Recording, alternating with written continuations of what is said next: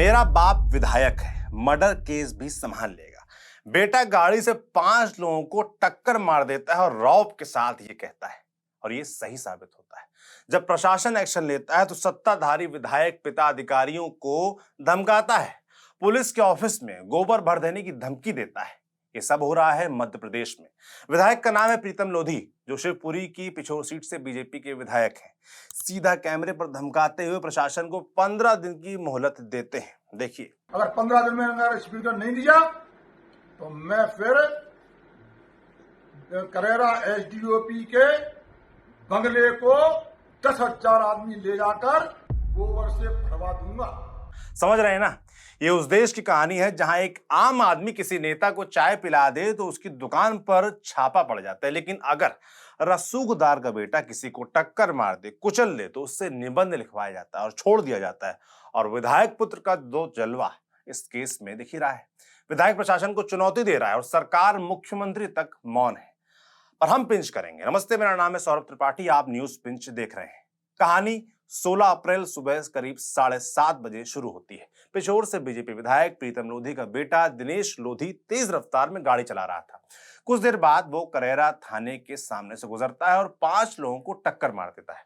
लोग उसे रोकते हैं, वीडियो बनाते हैं, लेकिन विधायक पुत्र दिनेश बातों और आरोपों को दरकिनार करता है और बड़ी बेफिक्री के साथ जिम चला जाता है। पीड़ितों ने दावा किया कि जब पुलिस पहुंची तो उसने उनसे कहा, जाओ, मैं थाना इंचार्ज से बात कर लूंगा, और धमकी दी कि मेरा बाप विधायक है, मर्डर केस भी संभाल लेगा।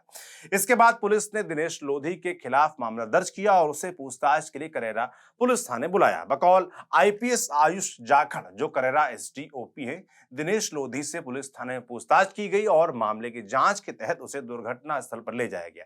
इसके बाद गाड़ी पर लगी काली फिल्म हटा दी गई और मोटर व्हीकल्स एक्ट के तहत उसका चालान किया गया।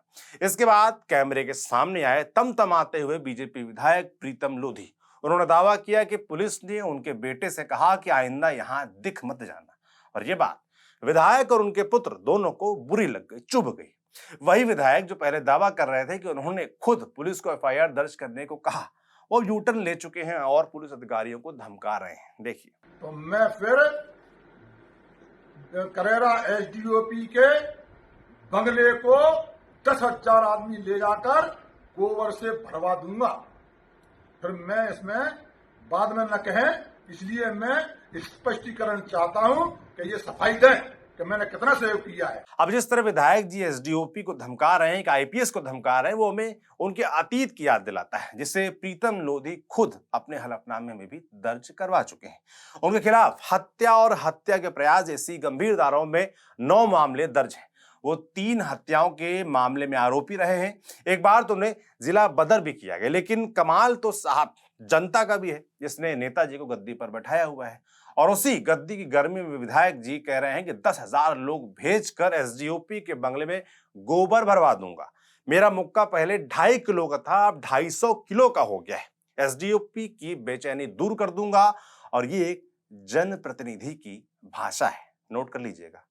लेकिन जिस विधायक पर हत्या और हत्या के प्रयास के 9 मामले दर्ज हों, उनका पुलिस से टकराव कोई नया तो हो नहीं सकता। एक आरोप करीब 20 साल पहले भी लगा था। ग्वालियर की हजीरा पुलिस चौकी में घुसकर उन पर आरोप था कि पुलिस कर्मियों के साथ उन्होंने मारपीट की। 2012 तक उनके खिलाफ हत्या, हत्या के प्रयास, बलवा, डकैती की साजिश और मारपीट जैसे मामले दर्ज हो गए थे। कुछ साल पहले उन्हें हरेंद्र राणा को शरण देने के आरोप में गिरफ्तार भी किया गया था, जो कि एक हिस्ट्री शीटर है। विधायक लोधी के बारे में इलाके में यह तक कहा जाता रहा है कि जब भी आसपास में कोई बड़ा अपराध होता, पुलिस सबसे पहले उन्हें ही ढूंढती थी। राजनीतिक तौर पर वो कभी उमा भारती के करीबी माने जाते थे और दंगल जैसे आयोजनों के जरिए उन्होंने अपनी पकड़ बनाई, लेकिन विवादों ने उनका पीछा नहीं छोड़ा। 2022 में कथावाचकों पर एक आपत्तिजनक टिप्पणी करके वो फंसे थे। कहा था कि कथावाचक लोगों को 9 दिनों तक कथा के नाम पर पागल बनाते हैं, पैसा और नाच लूटते हैं और फिर रफू चक्कर हो जाते हैं। इस बयान के बाद उन्हें बीजेपी से 6 साल के लिए निष्कासित कर दिया गया था। लेकिन वक्त की नजाकत देखिए, 2023 में यही जनाब मध्य प्रदेश चुनाव से पहले, ठीक पहले, बीजेपी में वापस लौटे और बीजेपी की टिकट से विधायक भी बन गए।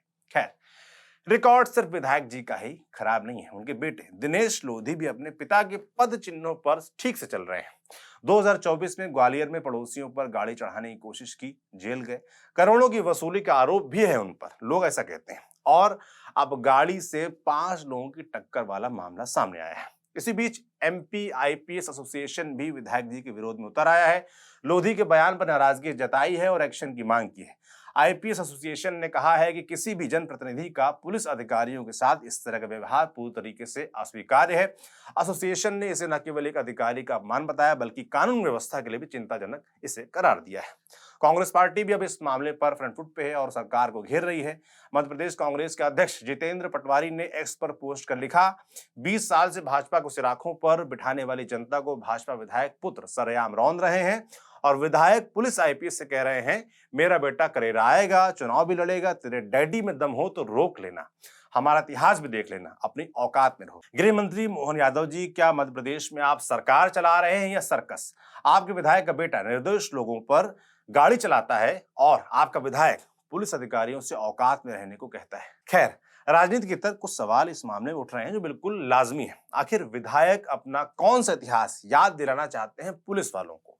क्या ये इतिहास विधायक जनता से वोट मांगते वक्त भी याद दिलाते हैं?